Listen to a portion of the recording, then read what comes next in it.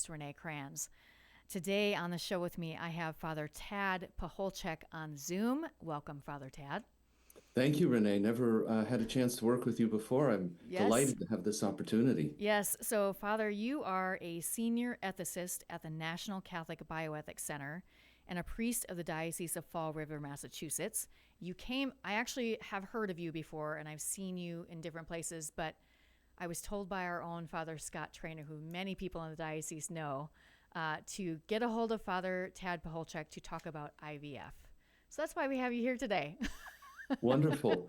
Well, Father Scott Trainer is an old comrade in arms from Mm-hmm. seminary days. Yes, yes. Well, that wasn't that long ago. Father Trainer's like his 25-year anniversary, so it must be your 25 years this year. We're That's pretty right. close. That's exactly right. And they go Congratulations. quickly, a quarter century, you know? Yes. All right. So we are going to talk about IVF today. This is a topic that's really been in the news a lot. Before we start that, Father, you have an extensive background in science, philosophy, and theology, among other things, I know. Can you just give us just a quick snapshot of your background and why you do what you do for the NCBC? Yeah, I mean, my training originally was in science, molecular neurobiology in particular. I was in the department in neuroscience at Yale University, did postdoctoral work at Harvard. And, my family, I come from a family that has a lot of interest in science. My dad was an astrophysicist, my mom was an RN, a nurse.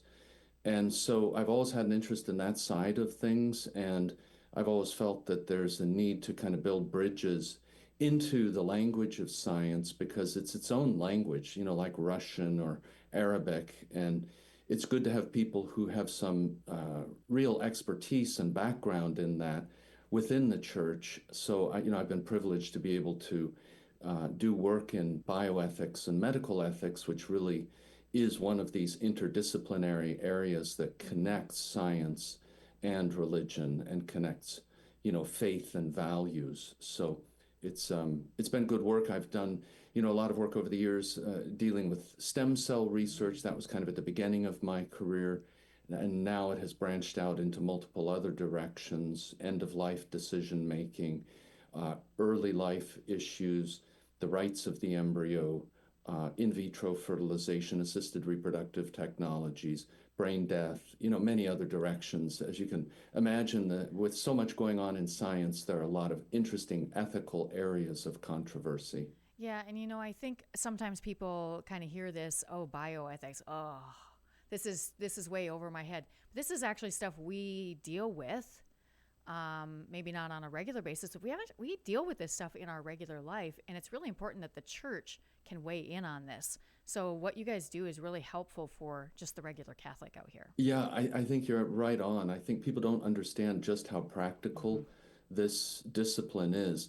And we at the Bioethics Center, at the National Catholic Bioethics Center in Philadelphia, where I work, we're, finely attuned to that reality. We're not interested in kind of the theoretical heavy books, kind of approach. It's like, no, we're getting calls from people who have, done in vitro fertilization. They're wondering what they should do with leftover embryos. They feel terrible about what has happened. And, so we've got to give them good counsel, Yeah. help them to think through the issues, kind of, where the rubber meets the road. Mm-hmm. And I think it's important that we always insist on that practical dimension to bioethics, not let it become too academic. Yeah, yeah, for sure. Okay, so of course, IVF has been in the national conversation quite a bit, given especially what President Trump has talked about, possibly adding more money to be able to help that become less expensive. So it's been in the conversation. It's it's something that kind of brings up a lot of emotion. So can you talk about why does this raise so much emotion in people? Yeah, I mean, you're right. This is definitely a strongly emotional area. And it's because it deals with human beings and with our innate desire to procreate and to bring the next generation into the world. And this is a sacred act when this is done in the marital embrace. And I think that couples who, once they get married and realize, gee, we may have some issue of infertility, it hits hard, it hits home. And especially, I would say, in my years of experience with working with couples, especially for the woman, for the wife, it is difficult for her. And I think the sense that they have some obligation almost to try to bring new life into the world is at least in the back of their minds.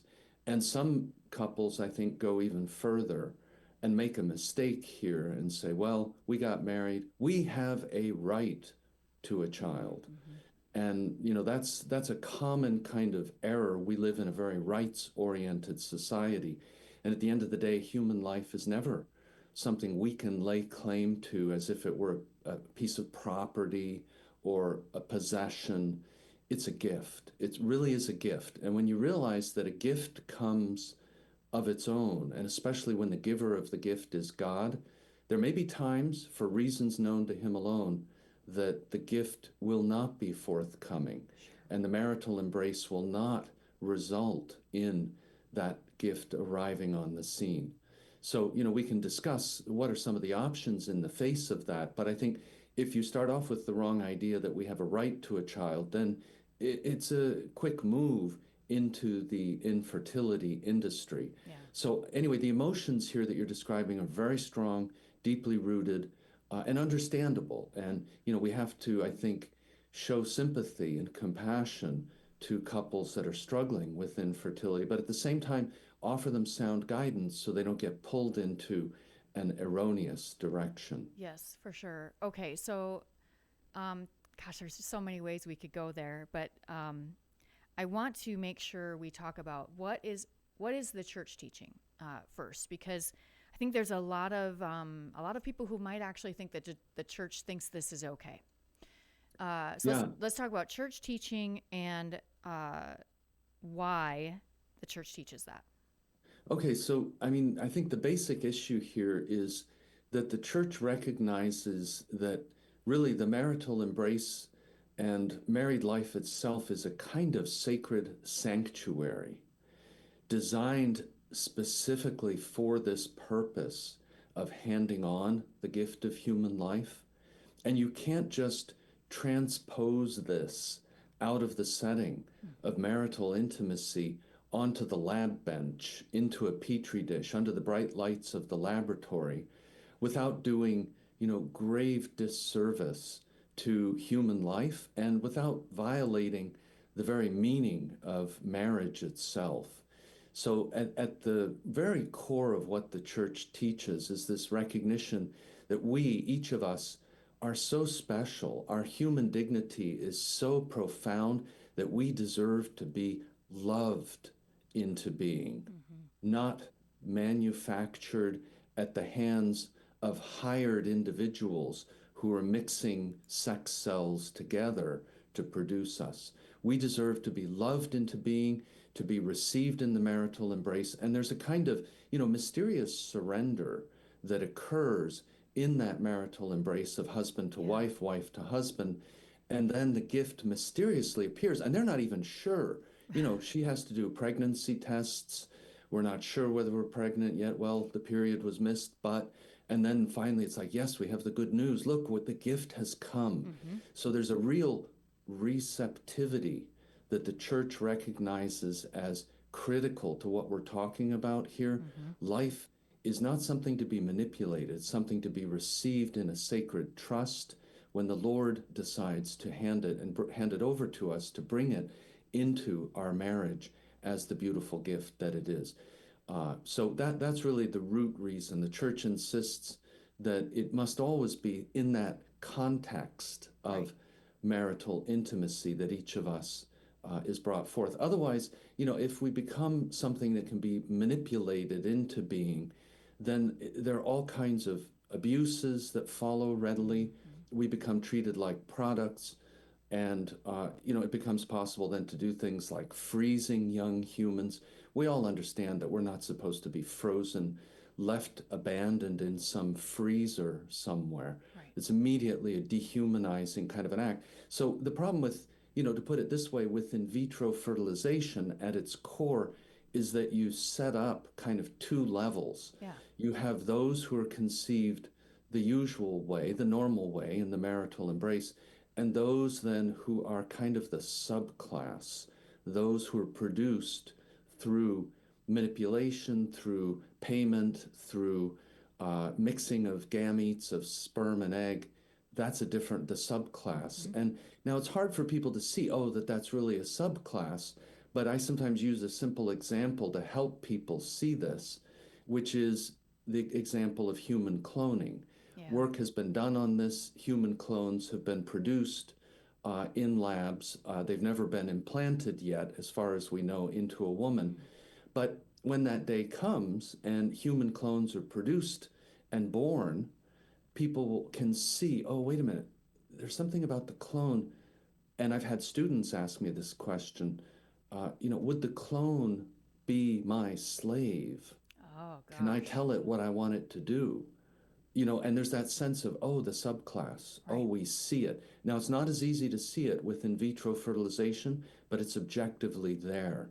So that's what the church is very concerned about. If we all come into the world the same way, through that act of loving sharing between husband and wife, we safeguard true equality among all of us, and there's no subclasses that are automatically set up. Right. There was something you said there that with the marital embrace, you're loved into being. I can kind of, because I have kind of poked around on social media a little bit in this topic and looked at comments and so on to see what people are saying back and forth. And I think that some may say, and I want to get your thoughts on this, some may say, well, but I really want a child and I will love that child. I desire, my husband and I desire that child so much that they are loved. What is the difference here? Because they might see that as the same good. We loved them so much we wanted to try to make them any way we could. So can you Yes. speak to that? Well, I think that the desire for the child is so strong that, the desire can get out ahead of the actual love. Mm-hmm. Because if you really love the child, yes, this will be a great gift when he or she arrives. But the question becomes, what are the means that you're using to go after that? You can love a child very much, but use immoral means to go after. And I sometimes use simple examples like, you love your son so much. He's really a smart kid. He got straight A's in high school, but you guys are dirt poor. And so you want him to go to college. You don't have any way to support him through college. You rob a bank. Right. Well, you love him so much that you robbed the bank in order to get him through college. We all see the problem there. The Yeah. end is good. The desire is very good, but the desire actually got out ahead of what it is that you should be doing in terms of actually caring and loving for your son. You need to pursue other, acceptable ways to obtain money. Same thing here. The desires get out ahead of this. And even though you profess that you will love the child that is born this way, or the children, what about the other half a dozen who are left over in the freezer? What about the fact that this was not, in fact, according to the divine plan? You weren't receptive fully, but you were setting your own terms here. I want a child. We're going to use all of the means at our disposal, even if we have to empty our bank accounts to make this happen. This is our project. This is my will first. And secondarily, yes, I will love that child once he or she comes. I assure you that I will. Mm-hmm. But the reality remains that objectively, by the kinds of steps that were taken, there is a subjugation of your own child and of the way that he or she came into the world that is actually crossing fundamental moral lines and, harmful at the end of the day to your marriage and to really the life of your whole family in the future. Yeah. So I know some of the things I had read that you had written about this talked about the two major moral problems that arise from IVF. You just touched on one there. And can you kind of talk about those two so people can kind of understand what those two major ones are that arise? Yeah, so I mean, the intrinsic problem, I call it, that's the one we've just outlined, where we have to safeguard how human life originates and make sure that we all understand that that human life should always arise in the marital embrace. Yeah. So you violate that, that's the intrinsic problem. But then there's this collateral damage problem that once you do this, you're going down a pathway where now you can start freezing embryos, and then you get stuck with dilemmas. What do we do if we don't implant the embryos? Should we hand them over to researchers who can use them for experiments and maybe get marvelous cures? And many couples are tempted by that. And then, I mean, other issues that are collateral damage when you do in vitro fertilization, the companies that offer you this intervention, they will suggest that they should implant 3 or 4 embryos. And if you do that and you get twins or triplets, then they'll say to you, oh boy, this is a dangerous pregnancy. We need to go in there and selectively reduce, which means abort 1 or 2 of the growing human beings so that the other one that's left over, the third one, will have a better chance of growing and thriving. So again, you see that IVF is actually a two-edged sword, and the death-dealing edge of the sword comes out through these selective reductions. Also worth mentioning, in terms of collateral damage, that what happens a lot of times in almost every clinic that does this, they produce extra embryos. They line them up in a row, and then they inspect them and they grade them, and they decide which one looks the best. And they can actually do tests to pre-select particular characteristics, and some parents want to pay extra for those tests.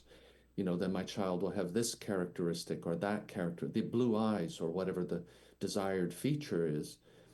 And so then you have now the kind of ugly side of eugenics stepping in, where again, the child is treated as a product for the satisfaction of the desires of parents, rather than a gift that is received with completely open arms, that whatever the Lord sends us, we will rejoice in and accept his beautiful plan. So those are really the two kind of areas, the intrinsic problem and the collateral damage problem. Yeah, it just seems like the problems keep coming from that. I mean, it's kind of scary, all the different ways that it really violates a child's rights. And it's just really, very. Yeah, absolutely. And I think focusing more on the child is really also at the heart of what the church does. The church says, look at the vulnerability here. Child has no say over what's happening, over who's manipulating him or her. And, it's understandable that the parents want a child, but there are lines and limits here. And our desires can indeed go too far and kind of go off the rails. So there's a real wisdom to what the church offers here and counsels to couples. And, maybe it's worth mentioning that when couples experience infertility, a lot of people say, what does the church offer? Yes. As an alternative? That's where I wanted to go next. So yes, please. Yeah. And I mean, I think it's important to mention that the church will always encourage couples to look into the causes of their infertility. What's underlying here? Is there a problem with his sperm count? Maybe he's taking a blood pressure medicine that, as a side effect, reduces sperm count, and he could be switched to a different one, and his sperm count will go up. Maybe she has a problem releasing an egg. She's not ovulating normally. There's a lot you can do to address that many times. Maybe there's endometriosis. And, the list goes on and on. If you can get at the underlying cause here of the infertility and treat it so that the marital embrace can become fruitful, the church will very strongly encourage that. And I want to be, as I said earlier, very, very practical here. And there are really 3 well-known groups out there that people may be interested in finding out about. One of them is called NAPRO Technology, and this is in Omaha, Nebraska. So if they go to naprotechnology.com, they can find that. Another one is called FEMM, F-E-M-M, so femhealth.org. They similarly try to work and resolve the underlying issues of infertility. I think they're based in New York. And then there's one called Neofertility, and their website is neofertility.ie. They're based in Ireland, but they will work with people from different locations to hook them up with practitioners who can assist them in figuring out why they have underlying causes, what the underlying causes are of their infertility.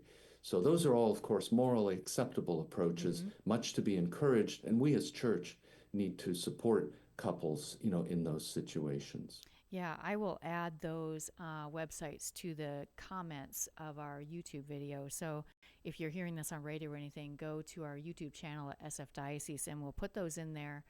Father Pacholczyk, we have like 1 minute. What else, is there something that the NCBC has information or anything that they can go to your website and find around IVF and infertility? Yes, so on our website, which is ncbcenter.org, and also on my own personal website, which is fathertad.com, people can find all of my columns. I write a monthly column. I've written about 220, 230 of them. And especially on fathertad.com, but also on ncbcenter.org, they're arranged by topic, and people can go down to the infertility section or the IVF section and read, the details around this issue that we've discussed on this interview. I also have videos that are available on YouTube, full-length videos, hour and a half long, that go through the entire set of discussion and arguments around in vitro fertilization. And also one of them is called Why is IVF Wrong? And the other one is called The Struggle of Infertility, each of them a little over an hour. So that's a great resource if couples find themselves being tempted by this and they really want to go deep and understand, why does the church have issues here?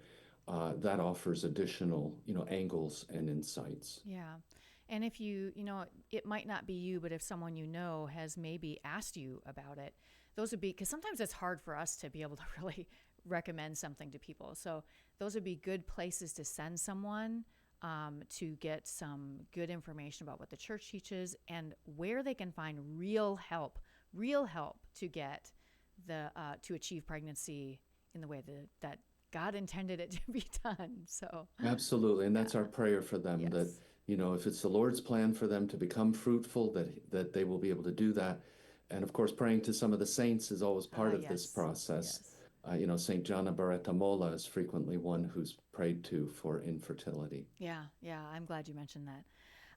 Father Pacholczyk, we are out of time. Thank you so much for taking some time for us today to talk about this subject. It's, as I said, it's a tough one to talk about, but it's something we need to talk about because it's really important.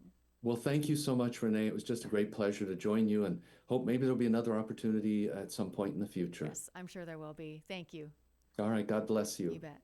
If you need any of that information, again, you can go to our YouTube page at SF Diocese, and we'll put those websites in the comments or in the detail section in there. That's it for us today. Hope you'll join us again next week for more Catholic Views.